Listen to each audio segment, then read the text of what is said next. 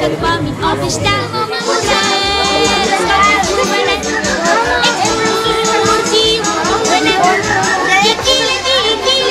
хиляди неща. Вакансия, вакансия, вакансия, ура! Довиждане училище, довиждане училище, здравей, здравей, игра, игра, игра, игра, игра. Вакансия, вакансия, вакансия, ура! Довиждане училище, довиждане училище, здравей, здравей, здравей, здравей, игра, игра, игра, игра.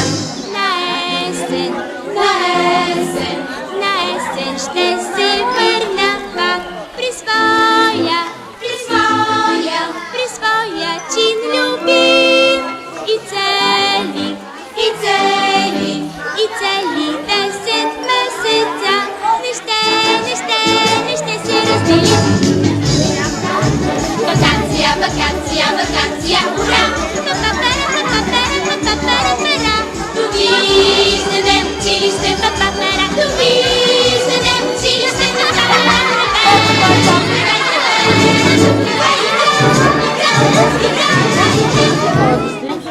Марго, после няма да повтарям. Марго, Ани! Четиримата водещи се заставате отзад по двойки, както сте, зад телевизията. Виждате, Славече ТВ, това е вашето работно място. Останалите, за да няма едно качване нагоре, слизане по стълбите и опасност да паднете. Песента таланти, когато трябва да изпеете, ето тук на стълбичките се нареждате и долу. От тук ще е пеем песента таланти, музиката ще тръгне. Вяра, Мария, когато трябва да пеят, те също могат те вече могат да се качат отгоре и да застанат отгоре. Когато трябва да си казвате думички, също тук на стълби. Капитаните, капитана, лейтенанта, вие се качвате също по стълбички. Децата, които са Марго, Преско, Дани. Вие също по стълбичките се казват репликите. Има ли някой до тук нещо да не е разбрал? Не. Когато е танца. Сега, за танца обаче, може би ще е по-добре за танца да се качите горе. Колко двойки сте? 4 двойки ли бяха? Да. 4 двойки. Тоест, двете двойки застават от тази страна и другите две двойки застават от другата страна. По начина, по който ви обявяват Деси. По начина, по който ви обявяват Деси. Момчето с момичето качвате се от едната страна, от другата страна равномерно разпределение. Като чуете музиката, започвате. Ще молим за помощ от публиката да пеят, защото може да не се чува добре поради това, че не си записахме как ще трябва песента, така че публиката ще ни съдейства за изпълнението. Да. И накрая, когато е песента, последната песен, тогава вече отново по стълбичките ще подреждам. Журналистите, вие сте сред публика. Точно така. Нещо да не сме уточнили, има ли? Не. Всички вече сме тук, нали така? Има ли някакъв да ви мога да кажа Да. Когато кажат капитан Йоламов, лейтенант Георгиев, нали, вие се качвате и давате информация. Сега, другите, които сега не се качват, Даричка, не се качвате горе, ето тук отпред, от тази страна на площадка. Журналисти, както се водещи, се качват. Четиримата водещи се качват горе. Останалите са ето тук. Които са, те трябва и те да се... А може от тук, на стълбичките или горе по-добре? Горе. Значи те също. Гуги, Кари, Никола, Дара, с двете асистентки горе. Единият отляво, другият отдясно с екип. Окей. Така, хайде деца. Аз съм ти. И гледате на почта. Така, добре ли? Пак питам, има ли някой, който да не е дошъл да не бъде? То публиката няма да го види. И да не загърбвате публика. Готови ли?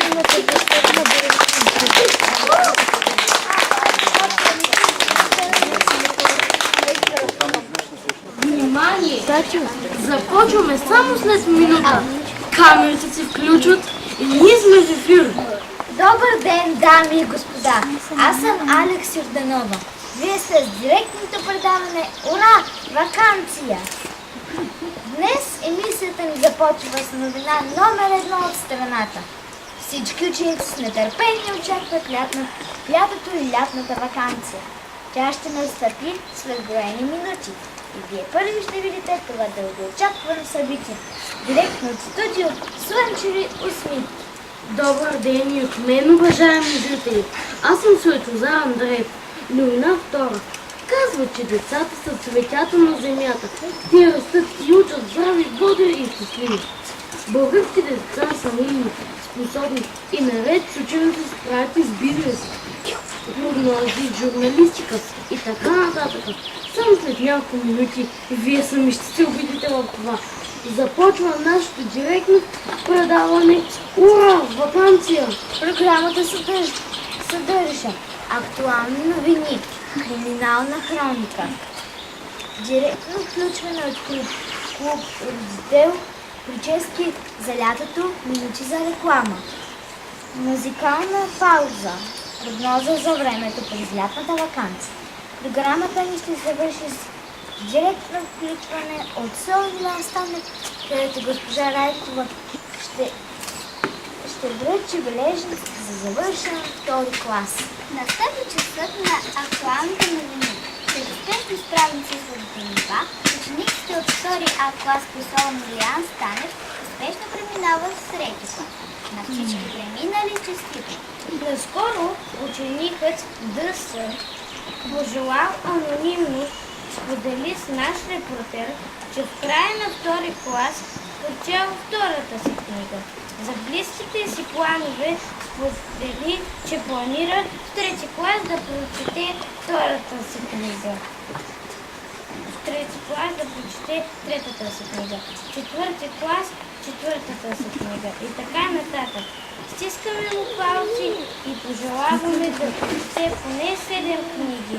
Социологическо проучване установи, че разликата между оценките 2 и 3 е твърде малка, но достатъчно за да премине. Вие сте с горещите новини от последния час. Ние ще заситим глада ви за информация и с резултатите от нашата анкета на учениците от втори А клас село Милан Станев бе зададен въпрос. Кое е най-посещаваното място и коя е най-голямата изненада? 99% от анкетираните посочиха, че най-посещаваното място е тоалетната. Да поиграят с незаостяване. Къде да не пред врачите. А най-голямата изненада е, ако треньорът по баскетбол се появи на време. Следва криминална хроника. В студиото пред мен е Лейдран Георгиев, който ще ни запознае с последните събития.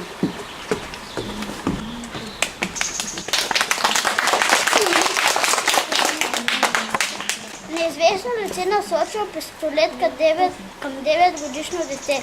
То примря от страх и веднага се сетило да изключи телевизора. Затова родителите не оставяйте децата с неограничено време пред телевизора, а им купете новото издание, книгата Български народни приказки или Карлсон, който живее на покрива.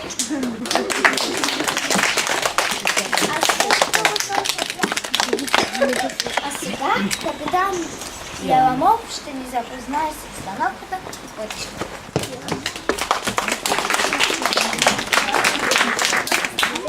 Поради приключване на учебната година по всички изходни пътища на града има задръстване. Затова един съвет към всички родители. Ако детето ви е завършило учебната година и бързате да го откарате при баба и дядо, отложете докато пътната обстановка се нормализира. При създалата се пътно-транспортна обстановка няма да успеете да напуснете града. Затова заведете детето си на разходка, на кино, почерпете си в близката сладкарница или го изпратете на морско училище с госпожа Райкова и госпожа Хаджиева. Дано да организират за следващата ваканция.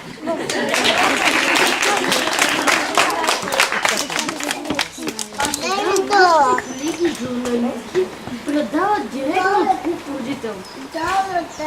Добър ден, Вяра.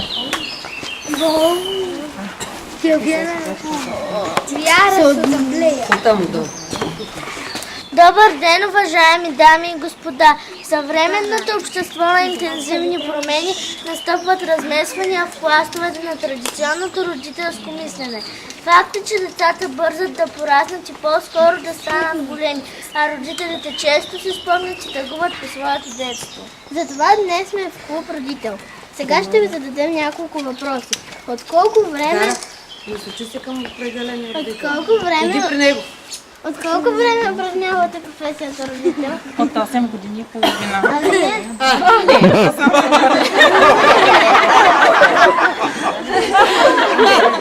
Ами не упражнява. Какво мислите за днешните деца? Че са много умни. А вие? Дара, послушай маминка друга, че какичката Ами, трудно ще ти отговори. Много хитри. Познах. Журналистите насочвате се конкретно към родител. Имате право да си изберете който и да е от тях. Бихте ли сменили местата и задълженията си със своите деца? Ох, много интересен въпрос. Много бих искала да съм на твое място, но не знам ти дали ще се справиш с моите задължения. А вие?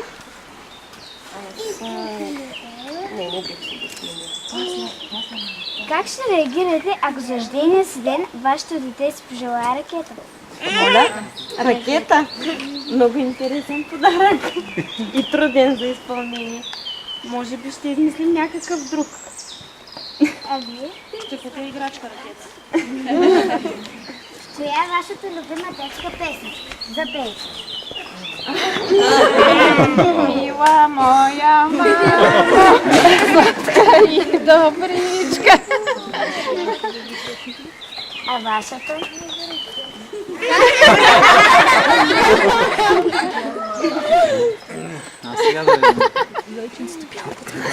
Зайченцето бяло. Какво бихте пожелали на учениците в втория А клас за атната ваканция? Да си прочитат всички книги.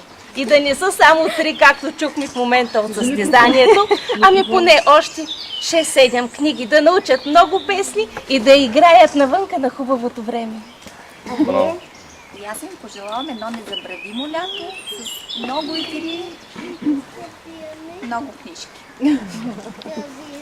Колеги, с това нашето директно включване завърши. Приятен ден от нас!